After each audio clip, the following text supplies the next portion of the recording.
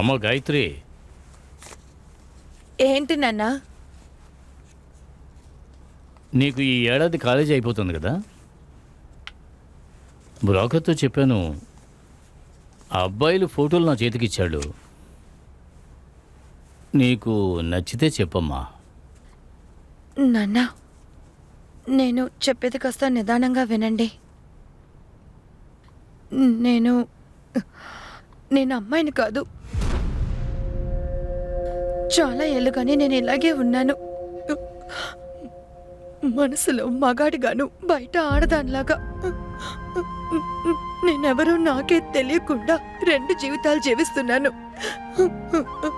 మీకు ఇది వినడానికి షాకింగ్ గానే ఉంటుంది, కానీ ఈ కన్ఫ్యూషన్తో నేను చనిపోతాననుకుంటా. పెళ్లి కొడుకు, నాకు ఇదంతా వద్దు నాన్న.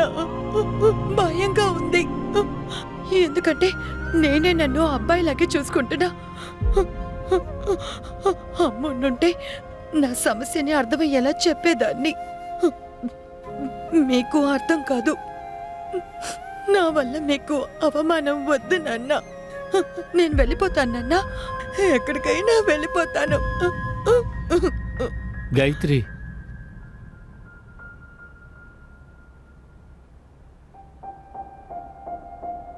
ఏమన్నావమ్మా? అమ్మకైతే నీ సమస్య అర్థమవుతుందా? మరి ఎన్నేళ్ళు తండ్రికి తండ్రిగా, అమ్మకు అమ్మగా ఎన్నేళ్ళు పెంచిన నాకే నీ సమస్య అర్థం కాదా? నేను నిన్ను చాలా కాలం నుంచి గమనిస్తున్నాను.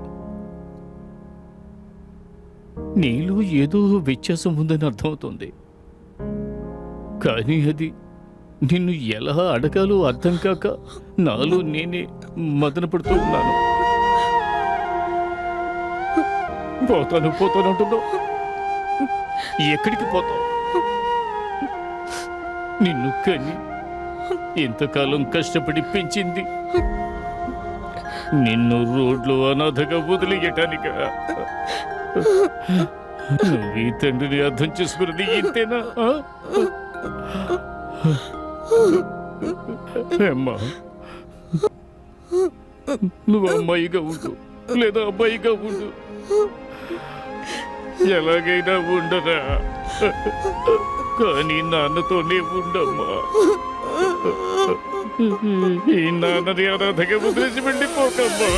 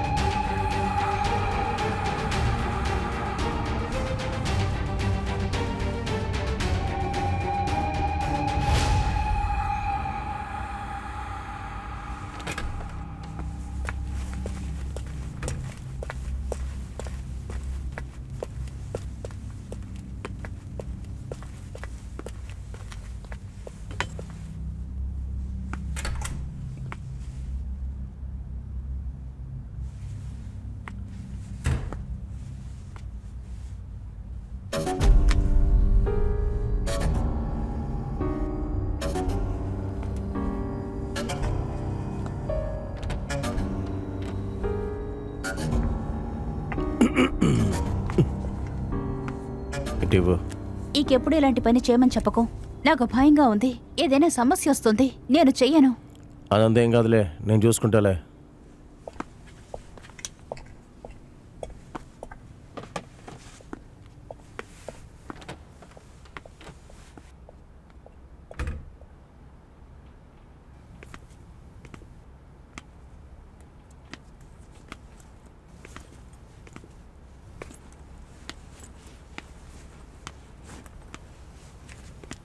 ఓ, వచ్చేసావా?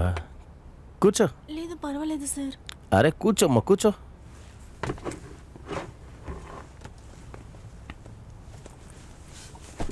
నువ్వే డిపార్ట్మెంటు? బీఎస్సీ ఫస్ట్ ఇయర్ చదువుతున్నాను సార్.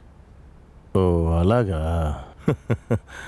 పర్లేదు పర్లేదు, నేను నీకు ఒకటి చూపిస్తాను.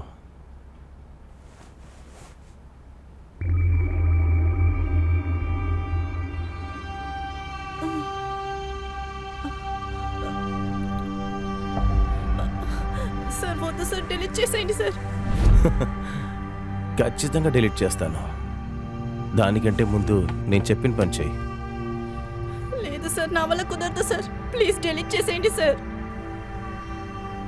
ఇటు చూడు, నేను చెప్పినట్టు వింటే కాలేజ్కి రాపోయినా కూడా సరే నువ్వు పాస్ అయిపోతావు. లేదా ఈ వీడియోని మీ నాన్నగారికి పంపిస్తాను. అర్థమైందా?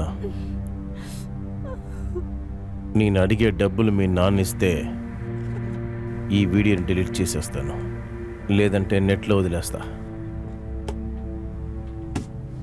ఎలా చూసినా సరే నాకు లాభమే.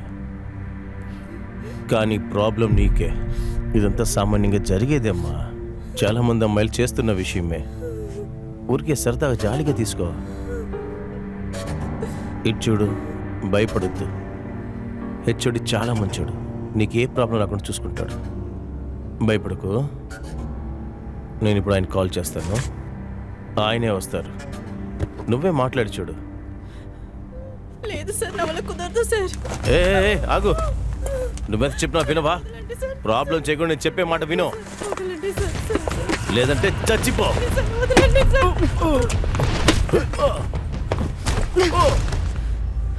ఏమనుకుంటున్నారా? ఆ అమ్మాయిలంటే మీకు అంత చులకనైపోయారా? చదువుకుందామని వస్తే ఎందుకు చంపుకు తింటున్నారు? అక్క వద్దక్క, నిన్ను ఇలా వదిలిపెట్టకూడదు. ప్రాబ్లం ముక్కలు ముక్కలుగా నరికేయాలి. మనం వెళ్ళిపోదాక. వీడిని ఊరికే వదిలిపెట్టకూడదు. అక్క, ఆయన వెనకాల చాలా మంది ఉన్నారక్క. వద్దక్క, వెళ్ళిపోదాం. థు.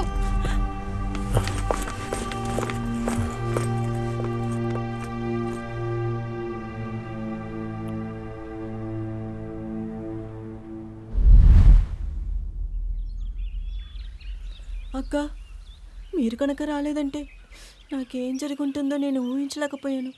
తలుచుకుంటేనే భయం వేస్తుంది. వీడిని ఏం చేద్దాం? పోలీసులకి కంప్లైంట్ ఇద్దామా? అలా చేస్తేనే వీళ్ళందరూ సరిగ్గా ఉంటారు. వేరే ఏ అమ్మాయి దగ్గర ఇలాంటి తప్పు చేయకుండా ఉంటారు. లేదు, వద్దు. నా పేరు కనుక బయటికి వెళ్ళిందంటే అది నాకే అవమానం. అది కాకుండా మా నాన్నకి తెలిసిందంటే ఇంకా నన్ను కాలేజీకే పంపరు. ఈ ప్రపంచంలో మనం ఎక్కడికి వెళ్ళినా ఇలాంటి సమస్యలు మనల్ని వెంబటిస్తూనే ఉంటాయి. మనమే మనల్ని జాగ్రత్తగా చూసుకోవాలి. అలాగే అక్క, మీరు చేసిన హెల్ప్కి చాలా థ్యాంక్స్. మిమ్మల్ని కలవడమే నాకు ఒక కొత్త ధైర్యం వచ్చినట్టుంది. సరే, ఏదైనా హెల్ప్ కావాలంటే నాతో చెప్పు. నన్ను వీడియో తీసి బ్లాక్మెయిల్ చేస్తున్నాడు. అది ఎలాగైనా తీసుకోవాలి. సరే, రేపొచ్చి వాడి దగ్గర నుంచి తీసుకుందాం. ఇప్పుడు వాడికి కాస్త భయం వచ్చి ఉంటుంది. బాధపడక. అలాగే అక్క, చాలా థ్యాంక్స్. మీ నంబర్ నాకు ఇస్తారా? తీసుకో. 7801 5